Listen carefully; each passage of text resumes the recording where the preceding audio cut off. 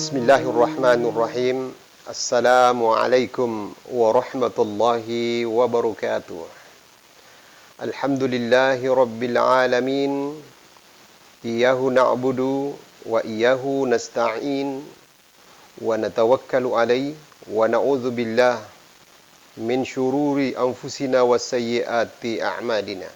Faman yahdihillahu fala mudilla lahu wa may yudlilhu fala hadiyalah. Wassalatu wassalamu ala Rasulillah sallallahu alaihi wasallam alladzi ballaga ilaina al-amanah wa nasakhal ummah wa jahada fillahi haqqa jihadih. Amma ba'du. Ma'asyiral muslimin wal muslimat, sidang pemirsa dimanapun berada, alhamdulillah wa syukurillah, di dalam bulan suci Ramadan yang hari ke-24 ini, mudah-mudahan kita senantiasa diberikan kesehatan oleh Allah, masih diberikan kesempatan, serta diberikan keberkahan dan senantiasa ditambah keberkahan hidup kita, dan yang lebih penting mendapatkan hidayah untuk mendapatkan ridha Allah subhanahu wa ta'ala. Ma'asyiral muslimin wal muslimat yang dimuliakan oleh Allah subhanahu wa ta'ala. Pada kesempatan ini, insya Allah yang menjadi tema bahasan kita adalah mengenai masalah siapa-siapa saja yang berhak menerima zakat. Sebab di dalam masyarakat kita yang heterogen ini, begitu juga dengan tingkat keilmuan yang berbeda-beda, bukan dalam satu tingkatan, sehingga perlu dijelaskan tentang siapa-siapa yang berhak menerima zakat. Sebab Allah subhanahu wa ta'ala telah mengatur di dalam surah At-Taubah, yaitu surah ke-9 ayat 60, dijelaskan bahwasanya Allah berfirman, innamas shadaqah lil fuqara'i wal masakin wal 'amilina 'alaiha wal mu'allafati qulubuhum wa fir riqab wal gharimin wa fi sabilillah wa ibnis sabil fariidatan minallah wallahu alimun hakim. Shadaqallahul adzim. Bahwasanya sedekah itu, dalam hal ini zakat, diperuntukkan untuk pertama fakir, yang kedua miskin, yang ketiga para pelaksana atau panitia zakat yang telah resmi diangkat oleh Allah melewati pemerintah setempat. Wal mu'allafati qulubuhum, mereka para mu'allaf atau yang baru masuk Islam. Wa fir riqab, dan mereka yang tergadai haknya atau budak. Wal gharimin, mereka yang berutang karena makanan. Wa fi sabilillah, di dalam jalan Allah subhanahu wa ta'ala, atau berjuang di jalan Allah subhanahu wa ta'ala. Dan ibnus sabil, dia dalam perjalanan menuntut ilmu di jalan Allah subhanahu wa ta'ala, faridatan minallah, dan ini difardukan oleh Allah subhanahu wa ta'ala bagi sang amilin untuk memberikan kepada mereka, dan ini adalah Allah subhanahu wa ta'ala telah tetapkan, wallahu alimun hakim, dan Allah maha mengetahui lagi maha bijaksana. Ma'asyiral muslimin sidang jemaah pemirsa yang dimuliakan oleh Allah subhanahu wa ta'ala. Zakat ini, dalam hal ini sebagai pelaksana zakat atau ka'amilin zakat, kita harus berhati-hati bahwasanya kita tidak serta-merta ketika memegang uang zakat itu bebas didistribusikan kemana saja. Ada garisan yang telah digariskan oleh Allah subhanahu wa ta'ala dalam firman-Nya tadi, yaitu surah At-Taubah surah ke-9 ayat 60, bahwasanya peruntukan zakat itu mesti kepada 8 asnaf itu. Mesti kepada 8 asnaf itu. Adapun yang keluar daripadanya harus mulhak kepadanya, ataukah dia ada titik singgung, ataukah ada hubungannya yang erat, ya, hubungannya yang erat dengan yang 8 ini. Yang pertama adalah orang yang fakir. Orang yang fakir ini berbeda dengan yang miskin. Orang yang fakir menurut pengertian para ulama fakir itu adalah mereka yang tidak punya pekerjaan yang tetap dan tidak punya untuk makanan. Dalam hal ini, mereka sama sekali tidak mempunyai pekerjaan, imma karena memang tidak punya pekerjaan, ataukah mereka sudah tidak sanggup untuk bekerja, sementara mereka juga susah dalam persoalan untuk memenuhi kebutuhan sandang pangan mereka. Maka orang-orang yang seperti ini, yang merupakan skala prioritas dari zakat. Kemudian yang kedua adalah mereka yang miskin. Miskin dalam kategori, dalam hal ini ulama memberikan penjelasan bahwa yang dimaksud dengan miskin adalah mereka yang punya pekerjaan, tetapi tidak sanggup untuk memenuhi kebutuhan diri dan keluarganya. Maka mereka dikatakan miskin. Mereka miskin. Orang-orang yang dua asnaf ini yang pertama, yaitu fakir kemudian miskin, merupakan skala prioritas. Sebab di dalam Al-Quran dikenal dengan nama At-Tartib. Tertibnya nas-nas di dalam Al-Quran menunjukkan bahwasanya itu adalah prioritas menurut mayoritas ulama. Ketika disebutkan yang pertama fakir, maka itu dulu yang paling utama. Kemudian yang kedua miskin, itu selanjutnya. Adapun asnaf berikutnya seperti al-amilina 'alaiha. Amil ini bukan di simpang paling ujung, tetapi dia di antara fakir miskin dengan asnaf yang yang lima di belakangnya. Jadi amil harus memperhatikan dulu di samping yang paling utama, kemudian kepada lima berikutnya, mulai daripada mu'allaf. Mereka mu'allaf, orang yang masuk dalam Islam, bukan karena miskinnya sehingga dia dikasih, sehingga dia ada haknya, tetapi karena dia mu'allafnya.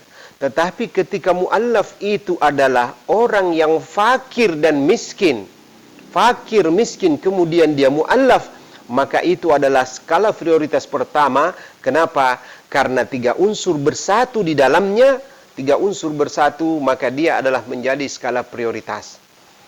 Saya yakin dan percaya masih banyak saudara-saudara kita yang masuk di dalam asnaf yang keempat ini tadi. Kemudian asnaf berikutnya adalah orang-orang yang firriqab, budak. Dalam hal ini tergadai haknya. Kalau mungkin perbudakan di Indonesia sudah tidak ada, tetapi mereka yang tergadai haknya, seperti tergadai haknya karena mucikari, karena mereka dipekerjakan dan lain-lain sebagainya, maka kewajiban lembaga zakat untuk membebaskan mereka supaya mereka keluar daripada kemaksiatan kepada Allah Subhanahu wa taala dan dia bebas untuk beribadah kepada Allah Subhanahu wa taala. Kemudian asnaf yang berikutnya adalah asnaf al-gharimin, adalah mereka yang mempunyai utang untuk makan, mereka yang mempunyai utang untuk kebutuhan sehari-harinya. Dalam hal ini kebutuhan sehari-hari yang standar sehingga mereka berutang, bukan kebutuhan sekunder, bukan kebutuhan tersier, bukan kebutuhan tambahan. Ya, sebab manusia sekarang ini sudah susah untuk dibedakan. Karena ketika yang namanya zakat ini, kadang ketika kami ke lapangan, banyak orang yang mengatakan bahwasanya nanti sisa daripada apa yang dimakan dan kebutuhan sehari-harinya secara total, baru lebihnya itu baru dia mau zakati. Sementara dalam realita bahwasanya kita lihatlah dalam kehidupan sehari-hari pada mereka-mereka yang kaya raya, milioner, mereka berpoya-poya yang seharusnya mungkin mulai dari bawah sampai ke atas, semua pakaian yang dipakai itu dikatakan pakaian yang mewah, sepatu yang sampai ratusan juta. Tidak sedikit daripada artis-artis yang memakai sepatu sampai 250 juta satu pasang sepatu. Sementara kita biasa beli di pasar cuma berapa harganya sepatu untuk sebagai pelindung buat alas kaki kita. Rasulullah SAW seorang nabi tetapi terompal sendalnya tidak mewah luar biasa. Kita ini muslim mengikut kepada baginda Rasul sallallahu alaihi wasallam. Makanya di Bontang ini ya, atau dalam hal ini diputuskan bahwasanya lebih bagus zakat itu kepada PNS bruto, dan itu juga yang akan kita nanti ikutkan keluar. Kenapa? Karena di dalam mereka berbelanja itu sudah bukan lagi kebutuhan pokok, tetapi mereka juga di dalam kebutuhan pokok di situ ada kebutuhan bermewah-mewah. Sehingga ketika mau dihitung seberapa banyak pun penghasilannya, ketika dihitung semua itu akan menjadi minus dan senantiasa minus. Asnaf selanjutnya, ataukah orang yang berhak menerima zakat selanjutnya adalah orang yang berada dalam perjalanan. Dalam hal ini fi sabilillah. Perjalanan yang dimaksudkan adalah perjalanan ketaatan kepada Allah Subhanahu wa taala. Bukan perjalanan kemaksiatan. Maka mereka ketika kehabisan bekal di tengah jalan, maka mereka berhak menerima zakat. Mereka seperti misal masa pandemi corona ini, ketika mereka jalan ke keluarganya di kota Bontang, lalu sampai di sini tidak bisa dia keluar karena adanya pembatasan sosial, maka mereka berhak menerima zakat. Dan itu yang dikatakan fisabilillah, yang jelas bukan kemaksiatan kepada Allah Subhanahu wa taala. Seperti juga pergi melaksanakan ibadah umrah, mereka kaya sesungguhnya ketika berada di wilayahnya, tetapi mereka mungkin ada ada trouble dalam persoalan mungkin kartunya yang tidak berfungsi atau dan lain-lain sebagainya, sehingga mereka tidak bisa mendapatkan makanan, maka orang-orang seperti itu harus dibantu dari zakat. Sama mereka ketika keluarganya di luar sana tidak sanggup untuk mengirimkan uang karena mungkin mereka juga keterbatasan ekonomi, sehingga itu diberikan kepada lembaga zakat. Orang-orang yang seperti ini harus mereka disantuni. Makanya kami dari lembaga zakat, yaitu Badan Amil Zakat Nasional, juga akan memperhatikan ke depan orang-orang yang ada di Bontang ini, karena saya lihat secara teritorial memang kita harus mendata orang. Ketika itu ber-KTP Bontang maka kita kasih biasanya. Kemudian ketika bukan ber-KTP Bontang maka seolah-olah dianaktirikan. Padahal sesungguhnya antara KTP Bontang dengan non-KTP Bontang, mereka pun adalah muslim bersaudara dan mereka juga berhak menerima zakat. Makanya regulasi ini harus diperbaiki dan harus ditafsirkan secara bijak sehingga menyentuh segala lapisan. Ini dalam kategori fisabilillah. Kemudian yang terakhir yaitu Ibnus Sabil. Mereka yang menuntut agama karena Allah Subhanahu wa taala, menuntut ilmu pengetahuan. Dalam hal ini mereka kehabisan bekal, mereka juga berhak menerima zakat. Dalam hal ini mereka betul-betul tidak ada sumber yang jelas. Sementara mereka menuntut ilmu pengetahuan yang dalam hal ini ilmu standar. Bukan mereka bermewah-mewah, bukan mereka yang sampai misal, karena biasanya juga itu ada juga yang menyekolahkan anaknya di sekolah yang sangat mahal, sementara taraf ekonominya tidak sanggup untuk itu, sementara mereka itu mendahulukan mungkin dalam ilmu eksakta, bukan berarti dilarang, tetapi itu dalam jangkauan. Dalam persoalan zakat itu adalah kita yang dimaksudkan adalah standar yang sangat minimal yang dikatakan orang yang Ibnus Sabil.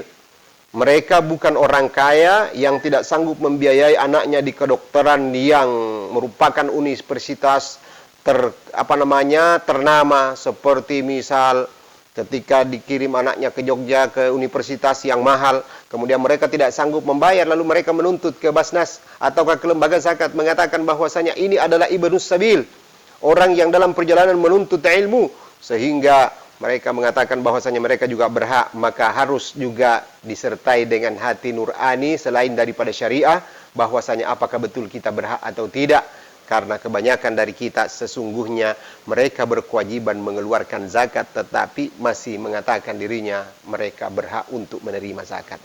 Maka oleh karena itu bapak-bapak, ibu-ibu, saudara-saudariku dimanapun berada, maka mari kita bijak mempergunakan harta zakat ini. Apalagi di masa pandemi corona ini, Ya, di mana besok ini, mulai Senin besok ini lagi ada lagi yang akan kami bagikan kepada mereka bahagian daripada zakat, mulai daripada guru-guru mengaji yang merupakan bekerja fi sabilillah, dalam asna fi sabilillah. Mereka juga mungkin masuk dalam kategori miskin, ada kerjaan tetapi tidak mencukupi kebutuhan sehari-harinya, maka mereka juga berhak menerima. Begitu juga mereka yang tidak ada pekerjaan karena pembatasan pada hari ini, maka mereka juga mungkin kemarin-kemarin dia cukup belanjanya, tapi pada hari ini tidak cukup, maka mereka juga berhak menerima. Dan khusus bagi sang amilin, sesuai dengan undang-undang, bahwasanya amilin juga berhak menerima gaji daripada zakat ini, menerima gaji, bahkan dia salah satu daripada yang 8, maka itulah yang dipakai. Tapi berbeda sekali biasanya. Kalau kita di Indonesia ini, untuk hak amil ini, itulah yang dipakai untuk kantor, alat-alat ATK dan lain-lain sebagainya. Berbeda dengan seperti yang di Sudan. Di Sudan, hak amil dibagi menjadi 2, sehingga bahagian amil ini lebih banyak ketimbang dengan bahagian yang lain. Lain untuk kantoran dan lain untuk gaji karyawan atau gaji para pelaksana, sehingga mereka bisa bergerak. Oleh karena itu kami berharap sekali dari pemerintah daerah untuk senantiasa menganggarkan untuk amil, sebab amil ini perlu kita banyak amil, baik itu amil yang duduk di Basnas, begitu juga dengan amil-amil yang ada di luar sana seperti di UPZ. Karena kami saja di Basnas ini belum sempurna kita punya struktur, karena kita juga mengelola masalah keuangan, dan ini sangat riskan ketika tidak ada pengelolaan yang secara keuangan itu berstandar, ya paling tidak standarnya adalah PSK 109. Oleh karena itu, Bapak-bapak dan Ibu-ibu yang dimuliakan oleh Allah Subhanahu wa taala, maka mari selain kita berkewajiban mengeluarkan zakat ketika sudah sampai senisab, sudah sampai pendapatan kita, juga kita harus hati-hati di seputar kita, apakah kita ini tergolong orang yang berhak menerima ataukah kita yang berkewajiban mengeluarkan zakat. Sebab hanya 2 dalam kategori dalam hal ini manusia. Kalau bukan dia sebagai orang yang berkewajiban mengeluarkan zakat, maka dia berhak menerima zakat. Cuma 2 itu saja. Ataupun ada opsi yang ketiga, yaitu munfik. Ketika diberikan zakat, maka cukup sepersakatan hartanya. Tetapi ketika tidak menerima zakat, tidak cukup sepersakatan. Ketika mereka menerima zakat, maka dia pun wajib mengeluarkan zakatnya. Nah, ini namanya munfik. Kenapa munfik? Karena kalau tidak ada pihak ketiga, pemberian daripada pihak ketiga, maka mereka masih dalam kategori mustahik atau yang berhak menerima zakat.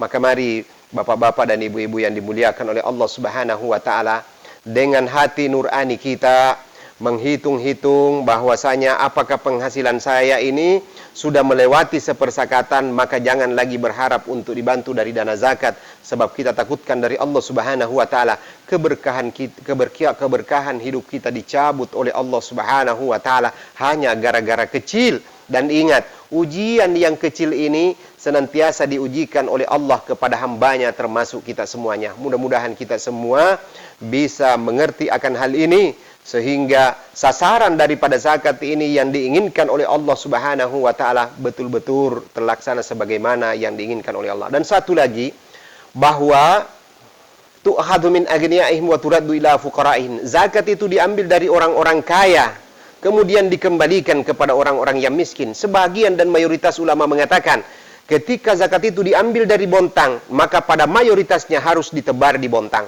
Tu'khadhu min aghniyaihim, ambillah dari orang-orang kaya yang di seputar situ, wa turaddu ila fuqara'ihim, dan kembalikanlah kepada orang-orang yang fakir, kepada orang-orang yang miskin yang ada di seputar tempat itu.